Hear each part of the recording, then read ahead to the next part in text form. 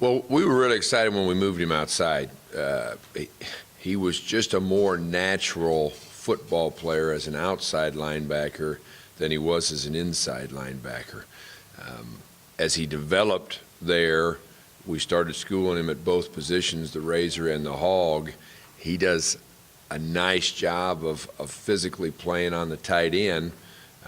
So we started giving him more reps at the Hog spot, and Randy's a little bit better athletically in the open field, and he's just continued to emerge as the leader at that position, and excited about the kind of year that he can have.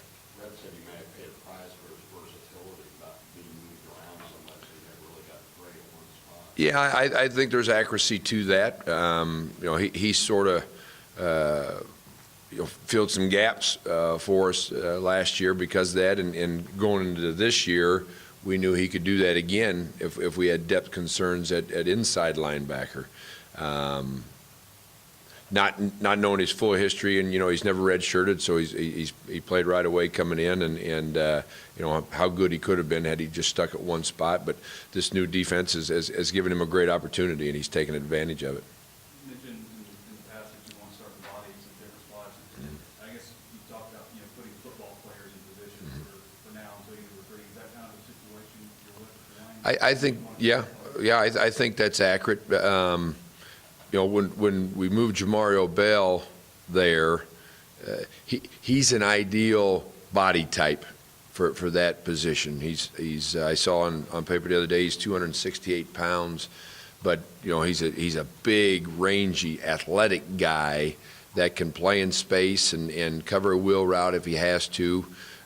Where Dwayne is just such a heady football player on the edge and has the physical tenacity to line up on a tight end.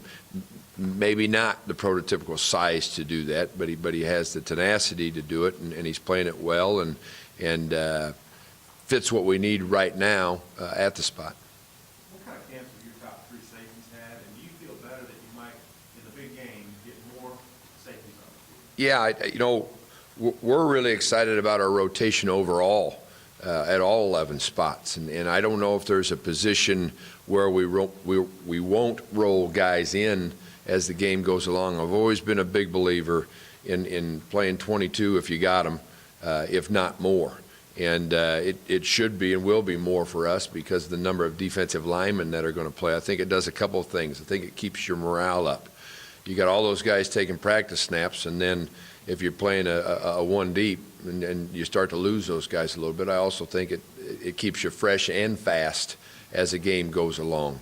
And we didn't have that luxury in the secondary a year ago, in my opinion, to be able to roll guys. So to be able to do it both corner and safety, Josh Liddell has been the one that has worked both spots throughout camp, strong safety and free safety. He'll get the starting nod at free safety as long as he continues to do what he's done the rest of our preparation leading up to Thursday. Dre will primarily anchor at the free, and Santos will primarily anchor at the strong. And then Reed can play both, and Kevin Richardson could play the free safety spot, although he'll get the bulk of his work at nickel. Well, do you have a feel if you can play base more, or do you think it's going to be like all across football, Well, we'll play more base than we did a year ago, but offensive personnel will still dictate a little bit how much nickel is out there. We're going to see, we believe, a great deal of what we call 10 personnel, 4 wide receivers and just 1 running back. And if that's the case, then we'll play a host of nickel. We will play more base against one-back teams that involve a tight end or 2 tight ends than we did a year ago. And I think Randy and the guys we put out there can handle that matchup.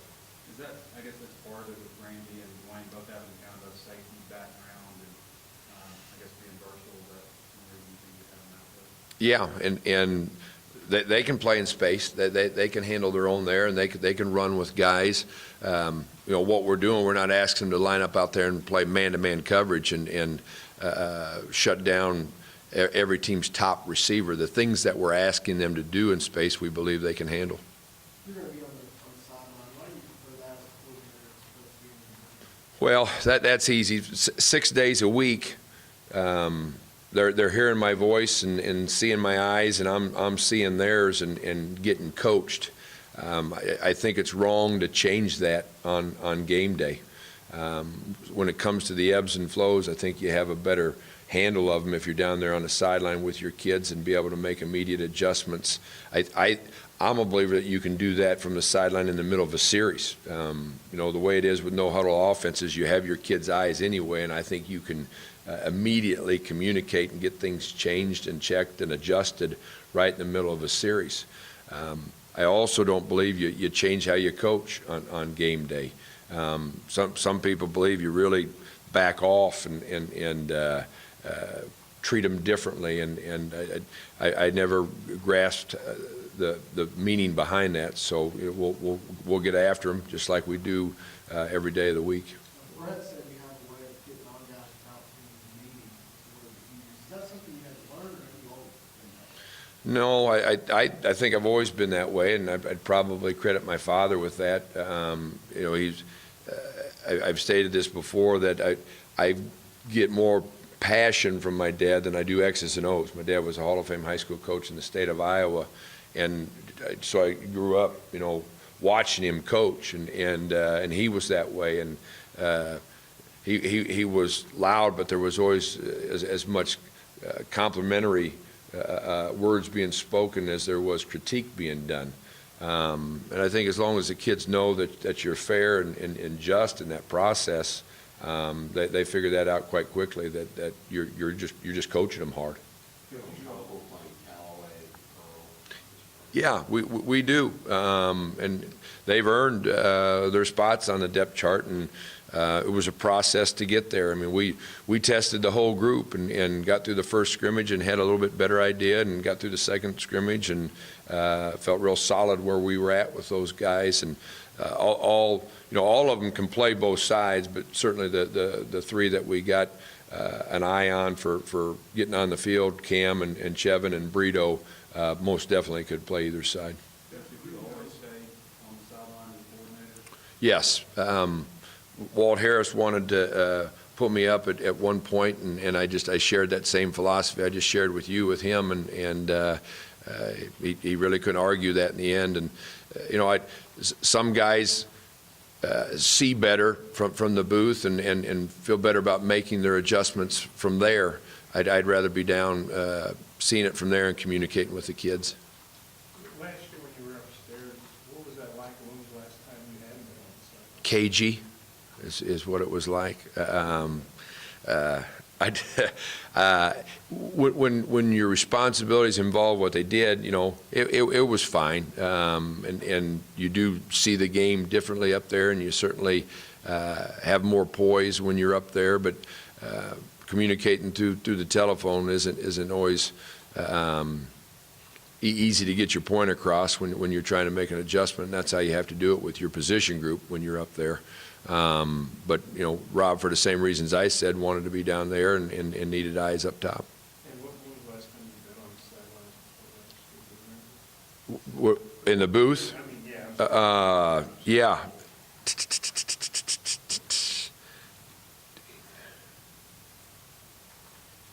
1999. 1999. This quarterback Stan started the last half of last year. What do you see from him and kind of the whole offense? He's a winner. I mean, all four of their games that they won, he led them to victory. He was 4-3 as a starter. He's a very gifted athlete and dangerous with both his feet and his arm. Got great velocity, throws an accurate ball, but quarterback run game as well as quarterback scramble, he strikes fear in you in what he does. They've got a gifted football team in their skill at wide receiver and in the backfield, and they got 3 preseason awards candidates on the offensive line, guys that are returning for them. So we know we'll be in a challenge with this offense. You're in a nickel, and Kevin Richardson's staff, Josh Liddell. Josh Liddell would be our backup nickel, and then Coley would go at free safety. That would be the immediate adjustment. How anxious are you to see, I've been a lot of talk about the 3-4 for a while. How anxious are you to see how that works out in the game? I know you're not playing Alabama yet, but kind of how do you feel about where you guys are with that? Feel very good, but you don't know until you line up and start facing other people.